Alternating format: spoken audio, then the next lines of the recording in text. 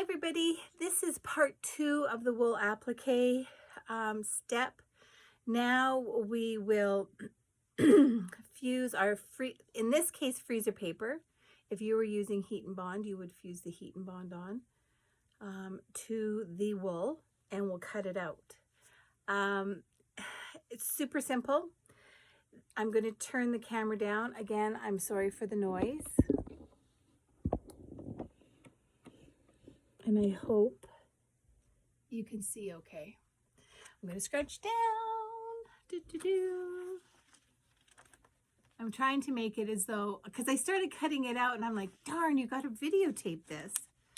So pretend this is one sheet of paper. And we're going to do the blobby flowers in this pattern that I'm working on. I had traced them all together. You can trace them individually. So if you had them traced individually, and how I showed you how to cut out the birdhouse outside the line, you would have that all set on to your wool. When you're using freezer paper, you can try and find the right side of the wool, and you fuse your paper onto the right side of the wool. If you're using heat and bond, like a fusible adhesive, you fuse it onto the back of the wool. This piece of wool that I'm using, to me, it has a front and a back, which is really difficult. This to me is the front, and this is the back. Can you see sort of little lines? I don't know. So I have fused onto this side. A lot of the times you can't tell, and that's no big deal. It's going to look good regardless. So I've cut out my bits of the, I'm going to call them blob flowers. And with my iron, I have fused them onto the freezer paper. So just for ease, I'm going to now cut them out on the line.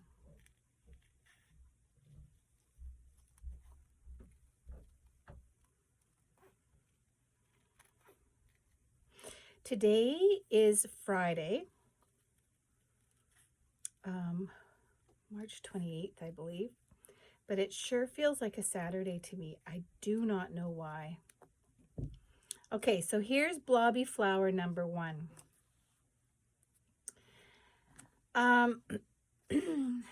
You would cut them all out. And with freezer paper, you can kind of bend back a piece. Okay.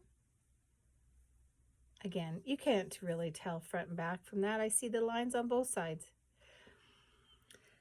But because I need this shape, not this shape, I know that seems weird, I'm going to consider this my right side up. Okay, I'll be right back for pattern placement. Okay, so this is my pattern, and I don't know why I chose to do such a large project to show you these, because it's kind of a pain in the butt. But so this, you were supposed to have a big piece of plastic, and it's more just for your placement. I've never done this before. I usually eyeball things, and what I could do if I had all my pieces cut out ready to go, I probably would have eyeballed it, had my things placed. But because this project is so big, I don't want to attach all of my pieces at once. Even if you're using fusible adhesive, it's kind of, as you're manipulating the wool and stitching down pieces, I find that a lot of the times the pieces don't stay on. So I won't do the whole thing, although with this glue, this 505 glue stick, I have done projects. In fact, I did the little block of the month with the little chick, and I had them all stuck down with this stitched them down and had no problems whatsoever. So I could do that if I was organized and had everything ready to go. But here is my blob flower number 1, the shape that I cut out. I can see that I've got it placed pretty well onto the pattern. And now, because I love this, and we used freezer paper, if you were using fusible adhesive, you would not need this.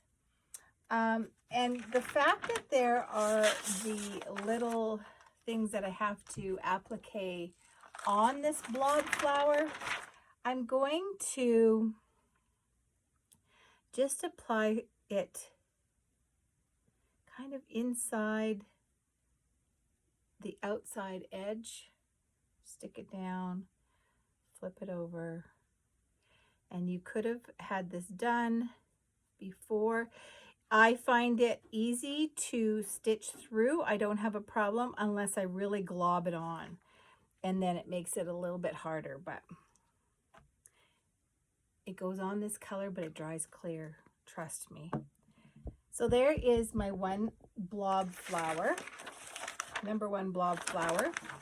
So I would probably stick down all my blob flowers and then stitch around them when the time came. As you can see on this blob flower number 2, I think slightly overlaps it. So 1 is good to do first, 2 on top, and then you can slightly overlap it on this corner. So I will go and do that now. Something I should mention too, when I cut out my applique pieces, these K. Buckley scissors are the Cat's Meow for wool applique. The blades are slightly serrated, so they grip the wool really nicely. As I'm cutting, I like to cut on the outside part of the trace line, just slightly. And if I'm doing a curve, I like to turn my wool as I'm pressing down with my scissor and not turning the wool. Turning my scissors. So here, I'm slowly pressing down with my scissors, and this hand is turning the wool. I find you can get, especially, this is basically on curves, you can get a better edge and it's not so jaggy. So yeah. Okay, I'm going to cut out all my flowers now, and I'm going to put them all down on the background. Hi everybody. Okay, so all my blob flowers are on here, and I forgot that blob flower number 4 has a stem coming out of it. So if you were using fusible web, I'm sorry, this is so unprofessional, and the stem. If you were using fusible web or fusible adhesive, you would have to have your stem on first. Because I'm using this glue, I can still tuck my stem underneath there. So remember that. There's a few things you have to remember. Freezer paper, apply to the front of your wool. Fusible web or fusible adhesive, apply to the back of your wool. Your pattern has to be in reverse, has to be reversed for you because your shapes are going to flip. If you're using fusible adhesive and you have something that tucks underneath, make sure you put that underneath part first and then iron your other piece on. What else was I thinking as I was doing this? Again, I kept thinking, why am I doing such a large project to show you this? It's hard to handle. My camera angles are sucky. And yeah, that was silly. Silly. So now what I would do with these is I would stitch around them, except for that flower number 4. That flower number 4, I can't stitch around it because then I'm blocking off and I won't be able to tuck my stem under. So I'm going to have to put flower number 4's stem on before I do that stitching. I will probably just use a blanket stitch around these pieces. They're nice and big. I don't get too crazy with my stitches on my appliques. I'm not a Spargo.